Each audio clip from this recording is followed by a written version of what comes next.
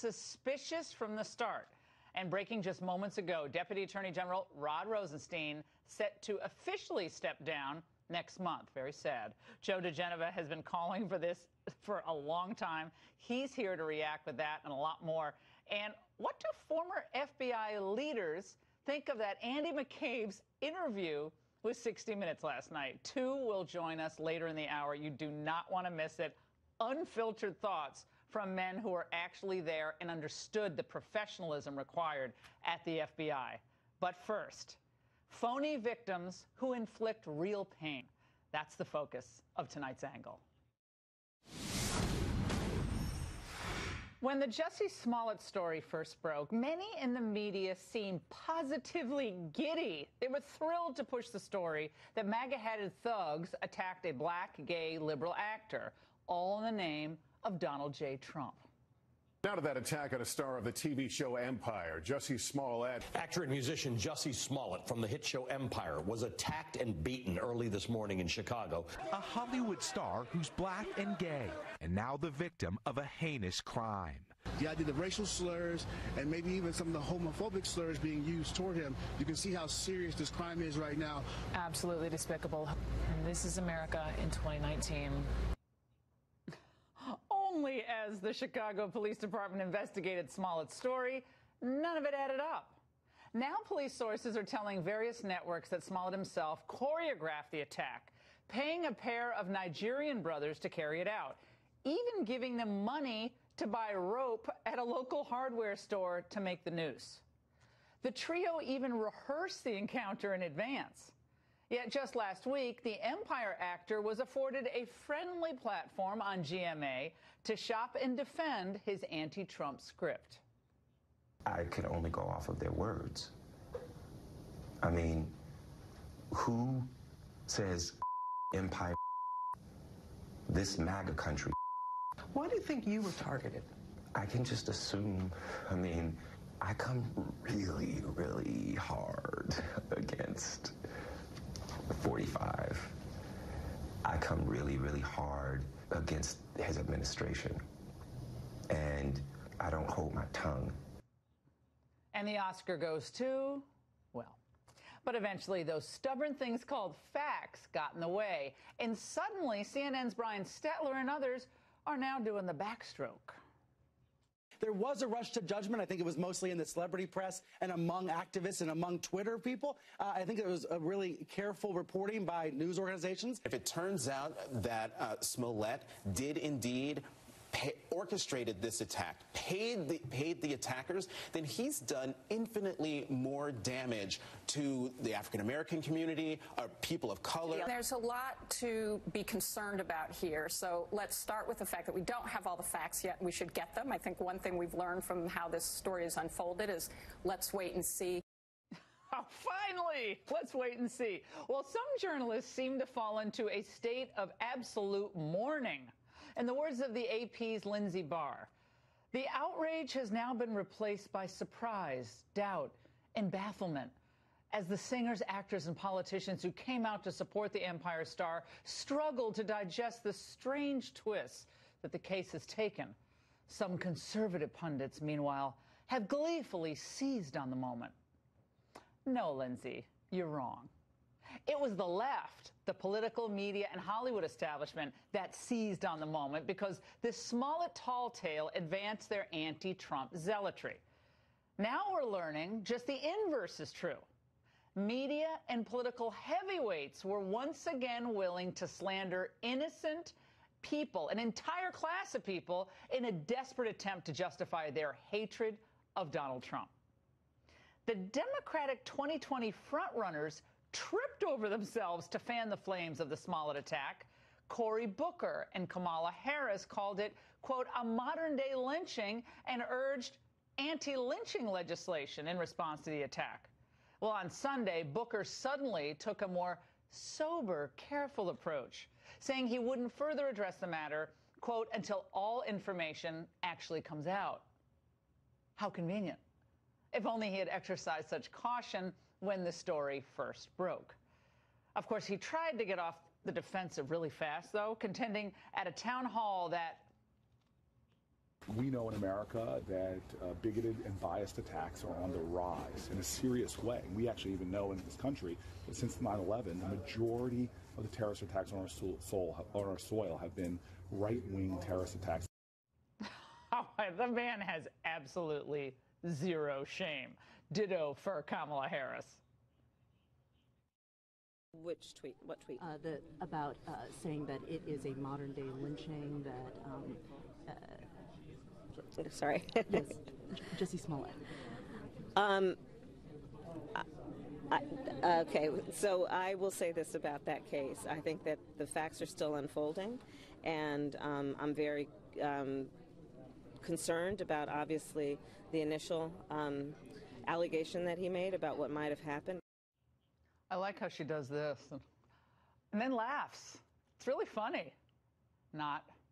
Well, of course, the dim bulbs in the entertainment industry were also eager to advance the MAGA lynching story, taking Smollett at his word, despite circumstances that, let's face it, were really fishy from the outset. Canadian actress Ellen Page made the pilgrimage to Colbert, where she made the mistake of delivering her own lines. The Vice President of America wishes I didn't have the love with my wife. Connect the dots. This is what happens. If you are in a position of power and you hate people and you want to cause suffering to them, you go through the trouble. You spend your career trying to cause suffering. What do you think is going to happen? And people are going to be beaten on the street. Well, this is a classic example of wish fulfillment syndrome. When you want something so desperately that you're able to ignore the obvious warning signs. Now, think about it this way. The left has staked so much of their own identity and credibility on the plot line that Trump is a really bad man, that they need him to be a really bad man, one who inspires vitriol and violence like the sort that the Empire actor alleged. Now, Smollett himself is rabidly anti-Trump, and speculation is swirling that he orchestrated the faux attack to propel himself to some type of hero status in Hollywood. In other words, kind of think of it the new superhero, Jussie, the MAGA Slayer. Well, the same rush to judgment, though, happened recently with the Covington Catholic high school boys, when allegations became liberal gospel. The white kids in the red hats may as well have been wearing white hoods. Like Kavanaugh accusers Christine Blasey Ford and Julie Swetnick before him, Smollett was allowed to dominate a news cycle because his allegations ultimately reflected badly on President Trump, or so he hoped. But where's the justice when the social justice warriors are actually the ones purveying fraud, hatred, and poison? Nick Sandmann, that Covington Catholic kid, is right to sue everyone who accused him of racism, and I hope he wins big. Brett Kavanaugh had his life turned upside down in the most humiliating way, and we're still waiting for the DOJ prosecution of Swetnick and Avenatti. And meanwhile, Blasey Ford herself collected over $800,000 through a GoFundMe account, supposedly applied to cover her security costs. And as for that Feinstein staffer who likely leaked her original letter, we're still waiting on the Senate Judiciary Committee's findings there. But the fact is, most of the left-wing false accusers operate with impunity because conservatives usually choose to just move on. That's a huge mistake. If these phonies like Smollett aren't made to pay for their defamatory tall tales, we'll just see more of it as 2020 approaches. Even the man who is in the false narrative Hall of Fame seems to kind of agree. If it is found that Smollett and these gentlemen did in some way perpetrate something that is not true, they ought to face accountability to the maximum. But let's not act like this is some left-wing hoax that some are saying on social media. Oh, no, it's not a left-wing hoax at all, Al. Okay. Well, what is it then? Well, speaking of frauds, maybe Andrew McCabe can argue that the president himself hired Smollett and the Nigerians at the behest of the Russians to carry out the whole thing. Hey, they might as well try to bring all these fraudulent storylines together. Think about how much fun that'll be. And that's the angle. Joining me now is someone who's done some of the best and some of the most honest reporting on this case from day one, is Rafer Weigel. And he's a reporter with our Fox affiliate in Chicago, and he joins us now. Rafer, when did this story, to you, start looking really suspicious? Well, as soon as we heard about it, I first off want to apologize for my casual dress here. I'm actually on a mini vacation with my son here in Las Vegas, so I dressed for Cirque du Soleil. I didn't dress for your show, Laura. No problem. You're excused. Okay, thank you. As soon as police let us know about it, I immediately called my sources at Chicago PD. My colleagues and I in the media locally, we were skeptical from the very beginning, and so were police, but that's our job to be skeptical. You know, it's the old adage, if your mother tells you she loves you, check it out. So when we started reporting the story in Chicago, we did not report that Jussie Smollett was attacked. We reported that Jussie Smollett says he was attacked. I've grown up in Chicago. I've lived there most of my life, and, you know, this was a pretty outlandish claim that he made, given the geography in Streeterville, which is a very heavily populated area, a lot of people walking around, you know, something as extreme as this, wearing red hats, carrying bleach, putting a noose around someone's neck. It seemed very unlikely that in that area nobody would have stepped in. Nobody would have videotaped it with their cell phone. I'm sorry to interrupt. So Rafer, go ahead, hold on. sorry. I have so many questions. Did anyone from the national media call you and say, look, Rafer, you know the area, you're a longtime resident, Chicago, what are you hearing? Because I was seeing a lot of people, it was almost gleefully jumping on the story because it fulfilled a narrative that a lot of people on the left or who lean left want to believe, that Donald Trump hates all these people. I'm generally a defender of my profession when we get attacked, but at the end of the day, we did mostly drop the ball. I mean, we did not at Fox 32, but my media cohorts definitely did when they immediately reported that he was attacked without getting all of the facts. And when I tweeted out the skepticism that I was getting from within the Chicago Police Department, I was attacked, and I didn't take it personally because I did know that they were, you know, these were people who wanted a specific narrative. But I felt confident in my sources that you know, everything that I was learning was accurate. They told me, you know, you can bet on this. Yes, he was carrying the Subway sandwich on video when he walked back into his condo. You know, yes, we didn't find this on video anywhere. So, you know, I just stuck to the facts. Yeah. It didn't happen. You were attacked. And I think everyone watching, first of all, thank you for coming on when you're supposed to be with your family. Really appreciate it because everyone wanted you on their show tonight. So thank you for coming on. This is what Black Lives Matter spokesman said, DeRay McKesson, okay? He said, I realized today that Chicago reporter Rafer Weigel is responsible for much of the misinformation disseminated by Chicago PD sources about Jussie Smollett, as he literally just repeats whatever the police say. And there were other similar things. Chad Griffin also said something very similar about leaks that were given to local reporters. And basically, this is why victims of hate crimes, what they fear and why they often stay silent. So the microscope was then trained on you and your local reporter colleagues at other networks who are just got like, guys, who walks into their apartment with the noose around their neck or waits to take the noose off? You know, none of that made sense to kind of just regular workaday reporters, and yet you're attacked. Well, I didn't take it personally. I mean, you know, at the end of the day, real journalism shouldn't be partisan. But I understand this is a story that became heavily politicized from both the left and the right. Everybody wanted their own narrative. And all we wanted to do at my shop was to just stick to the facts.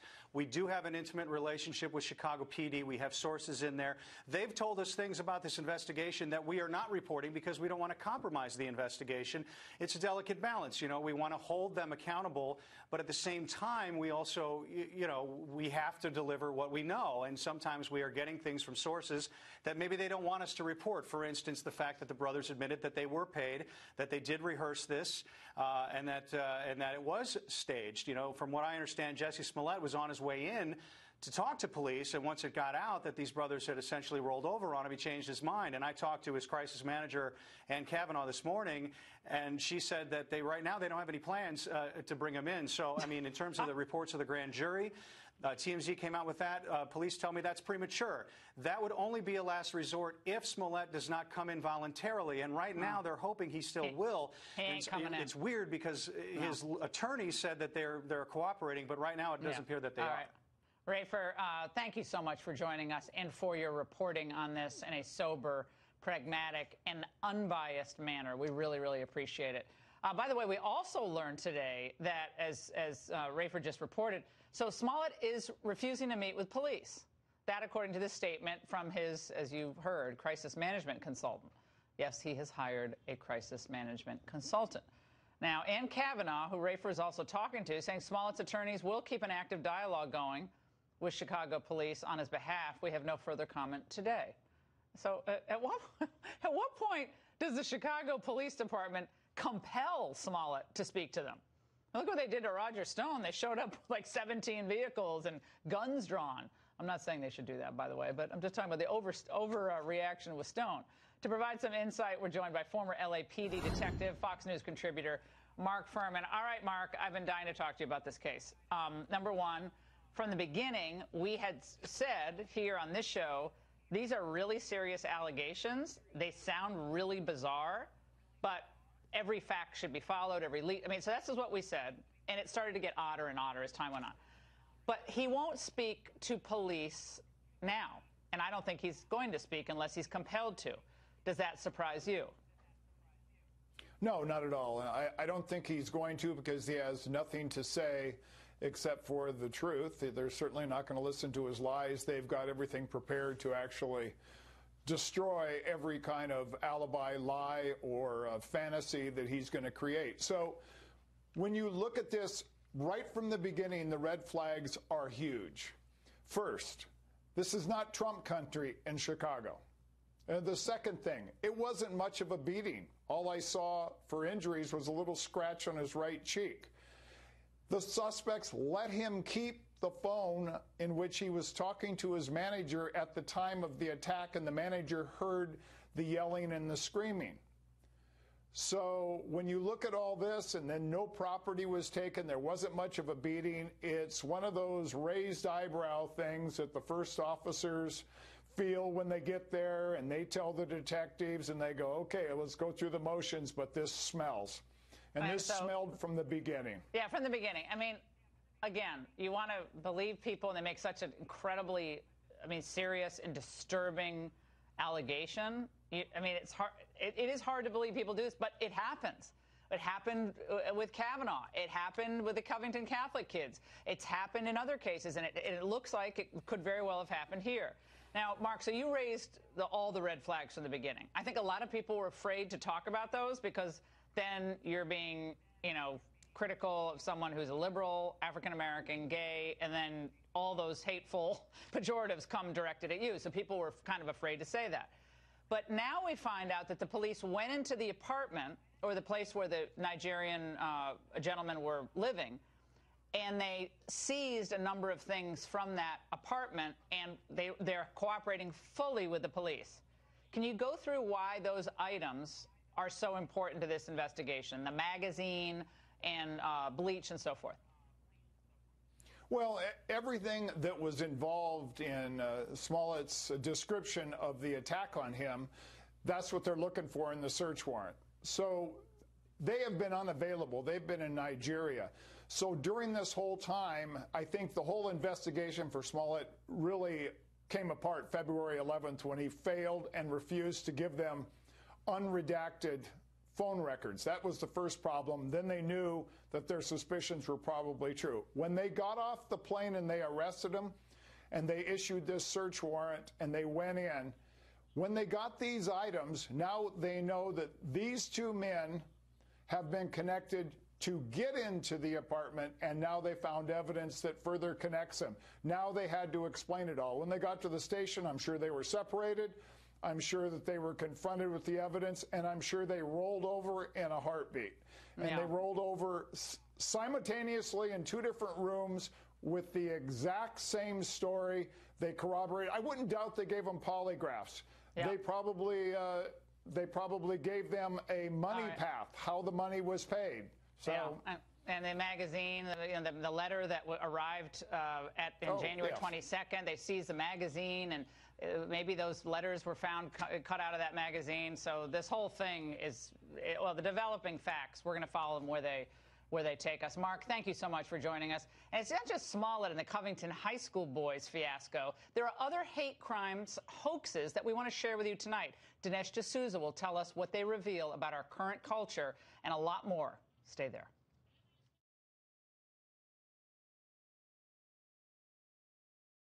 Together with Susan G. Komen, we're committed to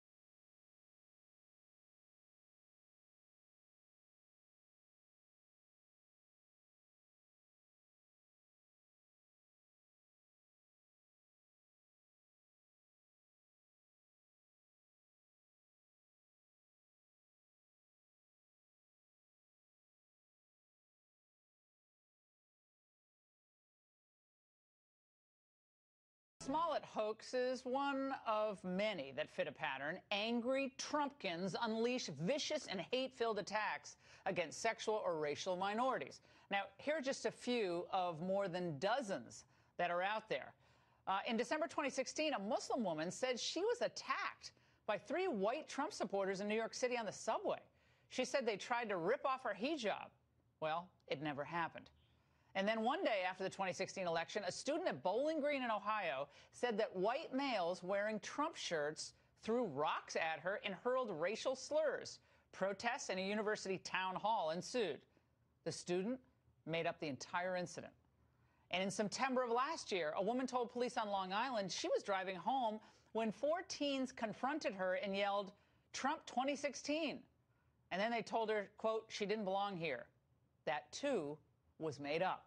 Here now is Dinesh D'Souza, conservative filmmaker and author. Dinesh, what does this tell us about the current political climate and the culture today? Well, the first thing it tells us is that these fake racial incidents have become normalized. When the Tawana Brawley case broke a generation ago, this was a bogus racial incident involving an African-American woman who had claimed to have been abused and battered. It was anomalous. People really had to scratch their heads because this was such a freak episode. But now there's a procession of these bogus incidents, of which the Jussie Smollett case is only the latest. Now, I think for people watching, they're a little baffled because they probably think, what kind of dementia causes someone to do this? Why would somebody fabricate an incident? And I think that we're dealing here not so much with personal dementia, but what can be called ideological dementia. You touched on it earlier.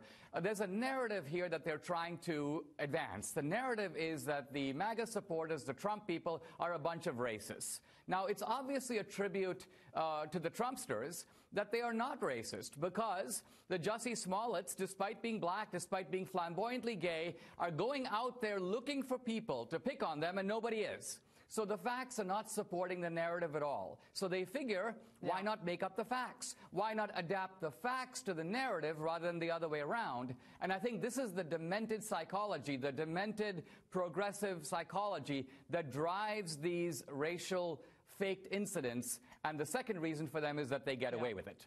Well, and this is what my point, Dinesh, is that conservatives are quick to sort of say, oh, let's move on. I don't want to dwell on this. And the fact that we don't have people in jail after what happened to Brett Kavanaugh, with that Julie Swetnick, what Avenatti was pushing, all the promises of evidence of how he was drugging people, spiking the punch bowl, gang rapes, you know. And then, people just want to move on from that? I say no way. Otherwise, that stuff continues. Same deal with this Smollett case. It occupied everybody's time, and the Chicago PD was demonized. And, of course, Trump supporters are made out to be these horrible, awful, terrible, rotten people because, look, your people are doing this to this poor actor. It's important to realize that the Jussie Smollett incident is a hate crime. It's a hate crime, but in the opposite direction. Remember, if Jussie Smollett basically wanted to go and beat himself up, that's not against the law. The real crime here was attempting to pin this blame on a bunch of people who did nothing, on innocent people. And it is this idea of trying to ultimately frame Trump supporters for something that Smollett himself perpetrated. So he's the perpetrator masquerading as the victim. It's very important that he be held accountable for that. Otherwise, the left basically thinks, let's keep trying this stuff. When it works, it works. When it doesn't, we get away with it. Dinesh, excellent analysis as always. Thank you so much. And it's not enough to reveal these stories as hoaxes. As we're talking about tonight, it's very important that we run the whole gamut of these phony scandals and hoaxes and what happens after them. Is anyone ever going to do time? Is anyone going to get sued, and is it going to stick? We're going to learn more about this because today, Covington student Nick Sandman's lawyer says he's intending to file defamation suits this week. Yay. And that got us thinking, whatever happened to the criminal referrals recommended for Michael Avenatti and Brett Kavanaugh accuser Julie Swetnick? And what about the leak of Christine Blasey Ford's story? We reached out to the Senate Judiciary Committee and the DOJ and the FBI today. Only the FBI got back to us. They say they had no comment. Here now to weigh in, former U.S. Attorney Joe diGenova. Joe, who's dropping the ball here? Where are the repercussions for this type of defamatory and I would say criminal behavior? The Department of Justice for years has tried to avoid getting involved in these cases, and they're trying to do the same thing now. Bill Barr arrived today as the new Attorney General, and he's going to have a new Deputy Attorney General, and I think he will make sure that these cases are looked at. The Julie Swetnick and Michael Avenatti case, where they clearly submitted false affidavits and information to the Senate committee under oath, should be prosecuted. It should be put in front of a grand jury for this reason. We must prevent people from making false accusations during confirmation hearings so that they do not become again what the Kavanaugh hearing became. I personally believe not only did Swetnick lie, I believe that Christine Blasey Ford lied. I believe that her entire testimony was a falsehood, and I believe that she should be put in front of a grand jury and have her testimony investigated to the fullest. There is no doubt in my mind and in my opinion that she testified falsely against Brett Kavanaugh. But this must be investigated across the board, or we will encourage people to do the same thing in the future. But we Joe, cannot have that. No, and Joe, don't you agree that the Republicans always talk a good game in the moment? And you and I discussed this. You were here, Saul Weisenberg was here, and they're all tough. Like, we're gonna investigate, we're referring, and then all of a sudden you get nothing. Nothing happens. Well, of course, the referral. I think we might have lost Joe. Well, we might have Joe. We might have lost Joe. But I think I know what Joe was saying. Well, his point is the referral has to then go somewhere. You can't just say we're referring it and then never follow through. But I'm telling you, the left never lets go. They hold on, and they have like a death grip on an issue or a case. And you got to give them credit, because they don't say let's just move on. They say, how can we make the next point? Joe, thanks so much. And get this, some folks on the other networks are seriously referring to disgraced former FBI Director Andy McCabe as a, quote, patriot. Well, up next, two former high-ranking FBI officials are going to tell us what they think about his actions. And did you see that 60 Minutes interview? Oh, my goodness. We're going to play parts of it when we come back. Stay there.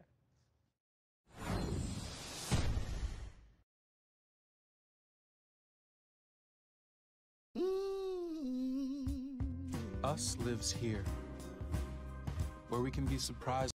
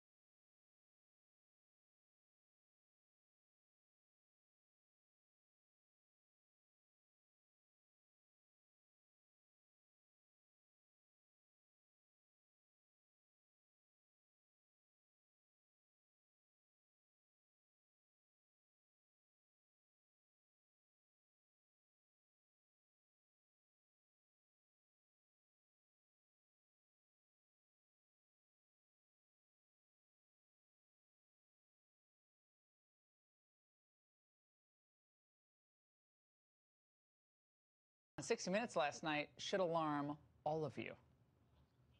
I didn't know when I'd be out of the job, so I just put my head down and got to work trying to stabilize the people around me and do the things that I felt we needed to do with the Russia investigation, getting cases opened and getting a special counsel appointed.